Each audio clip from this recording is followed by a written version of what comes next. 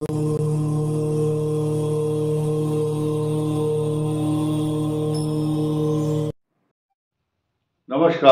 वृषभ राशि पर जनवरी मास में होने वाले खास परिवर्तन तथा वर्तमान समय में जो ग्रहों की स्थिति बदली है और छोटी छोटी बातें, एक एक बातें आपको बताएंगे।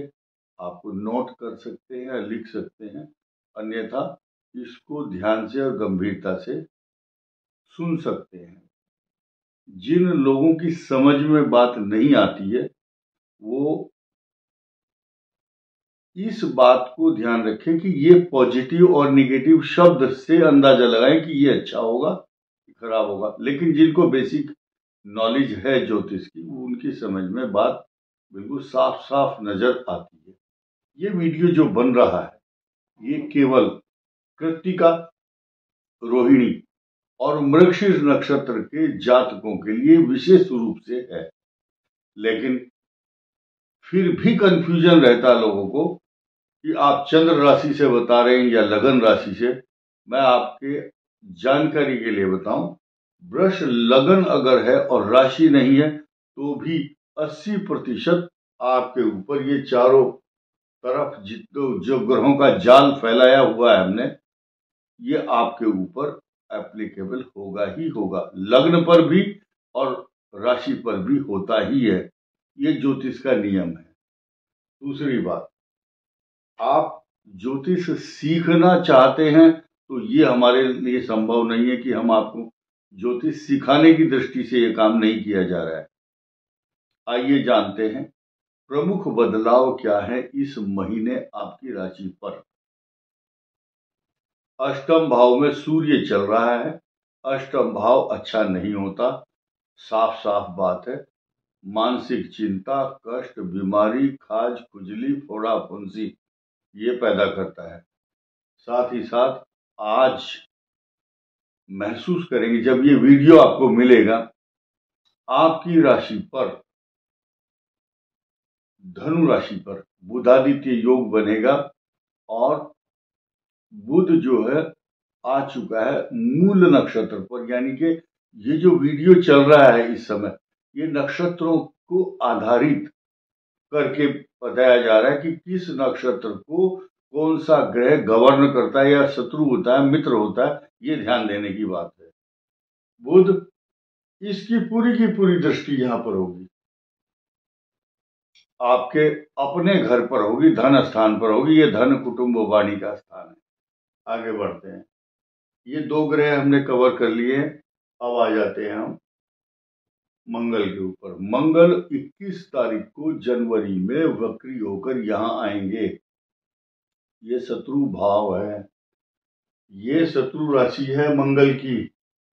आपको अपनी वाणी पर संयम रखना है, लड़ाई झगड़ा नहीं करना। शब्दों के कारण ही महाभारत युद्ध हुआ था। अंधे का पुत्र अंधा शब्द का प्रयोग किया गया था द्रौपदी के द्वारा। खैर, लंबी बात हो जाएगी। इस मंगल की दृष्टि आपके संतान स्थान पर केतु के ऊपर पड़ेगी पूरी तरह से। खास तौर से शिकायत होती है स्टूडेंट्स की कि आप हमारे लिए नहीं बताते, आपको बता रहा हूं मैं। स्टूडेंट्स की पढ़ाई में कुछ व्यवधान, बाधाएं आएंगी, लेकिन दूर हो जाएंगी। आपको पढ़ाई पर पूरा फोकस करना है।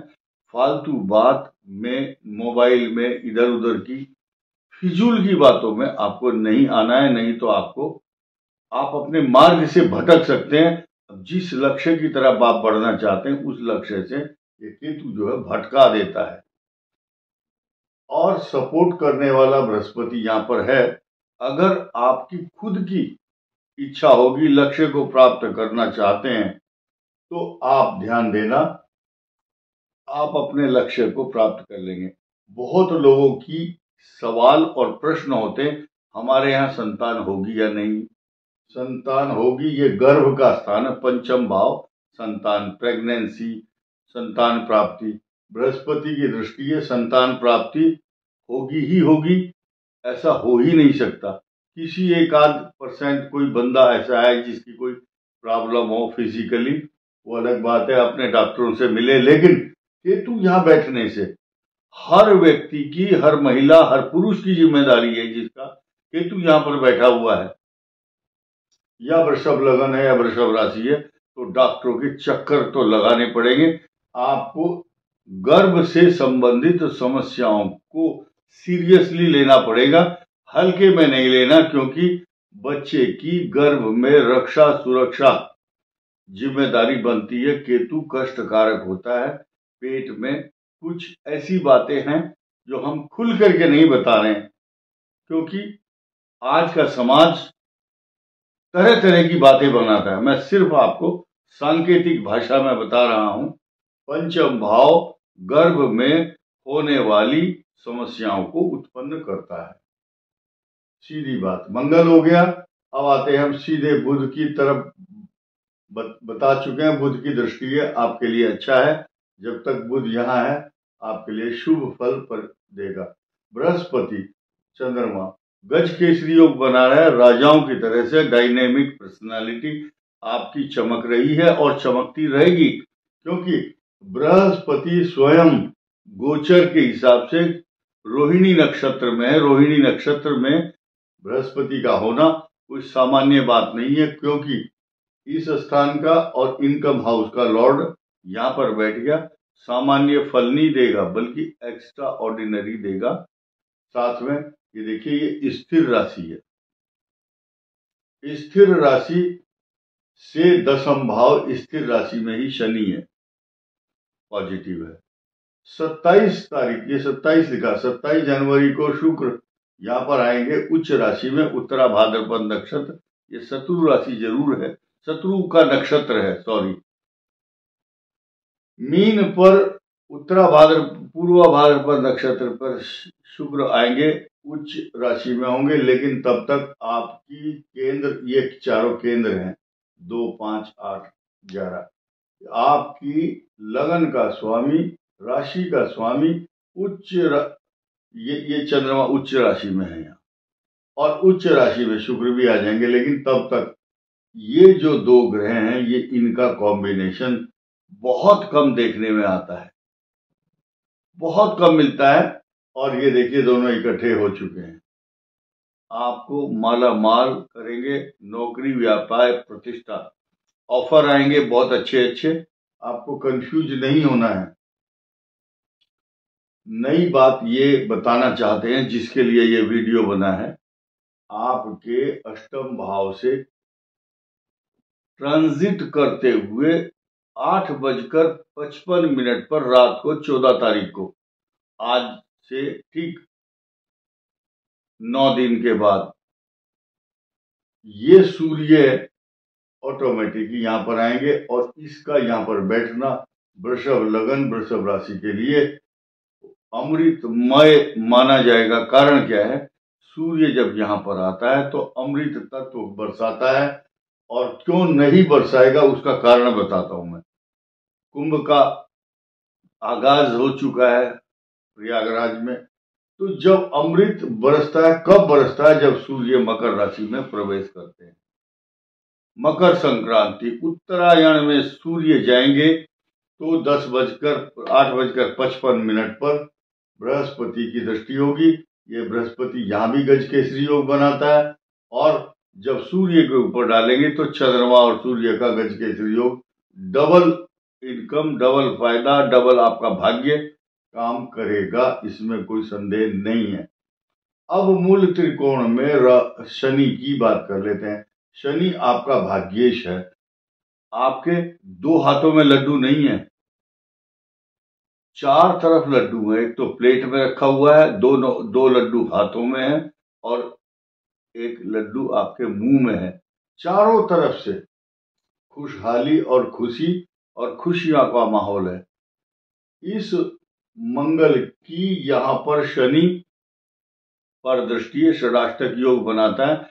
आपको अपमानित करने की जो कोशिश कर रहे हैं शत्रु लोग, उनको पराजय होगी, नाश होगा शत्रुओं का। लेकिन 21 तारीख के बाद आपके शत्रु ऑटोमेटिकली ठंडे हो जाएंगे। आपके क्रोध की सीमा थोड़ी सी बढ़ जाएगी, इजाफा होगा, लेकिन अपनी इमोशंस पर, भावनाओं पर अपने मुंह के शब्दों पर, मुखारविंद से कोई शब्द ऐसा नहीं निकालना जो झगड़े की जड़ बढ़ जाए। फिर इस मंगल की आपकी बुद्धि, ज्ञान, विवेक, आपका क्रोध, आपका चिड़चिड़ापन, आपकी संतान, आपके कार्य करने की क्षमता, आपकी दूरदर्शिता उस पर प्रभाव डालता है। इसलिए सोच समझ करके कार्य करें। इतनी बात मेहनत करके हम आपको बता रहे हैं। अगर आपकी समझ में नहीं आती है तो हम जिम्मेदार नहीं है। अब आइए माता पिता शब्द पर। पिता आपका स्वस्थ, मजबूत, सब कुछ ठीक रहेगा। जो दवाई चल रही है वो चलने दो, लेकिन माता के स्वास्थ्य पर ज्यादा ध्यान देना है 14 तारीख तक, क्योंकि 14 तारीख तक आपकी माता का स्थान का स्वामी अष्टम में है और इस सूर्य का मंगल के साथ छठा और 8वां रिश्ता है, क्योंकि यहां से ये राशि 8वीं है, यहां से ये राशि 6ठी है। लेकिन डरो मत, केतु के साइड इफेक्ट मैंने बता दिए हैं, पंचम भाव में अच्छे नहीं है। अब राहु पर आ जाते हैं। राहु लास्ट ग्रह है हमारा। त्रिखटे एकादशी राहु सर्वारिष्ट निवारणम। अगर आपका प्रभाव बढ़ रहा है इस महीने या अगले महीने भी, तो उसका श्रेय शुक्र, शनि और राहु को जा रहा है। इन तीनों के और प्रभाव को बढ़ाने के लिए 14 तारीख को सूर्य यहां आ जाएंगे। इधर गजकेसरी योग पर्सनालिटी को बना रहा है, इधर आपके पराक्रम को बढ़ाने के लिए मंगल कम नहीं है। यानी कि अगर बात की जाए सारे ग्रहों में, तो सिर्फ माता के स्थान को, आपका जो सुख का स्थान है, माता, मित्र, मकान, सवारी, प्रॉपर्टी, पैसा, जायदाद तथा घरेलू सुख, डोमेस्टिक लाइफ को डिस्टर्ब करने वाला ये सूर्य यहाँ पर अष्टम में है। 14 तारीख की रात को 8:55 पर यह बदल जाएगा, तो आपकी समस्याओं में भी समाप्ति, न्यूनता, कमी आ जाएगी। इस वीडियो में इतना ही। धन्यवाद। नमस्कार।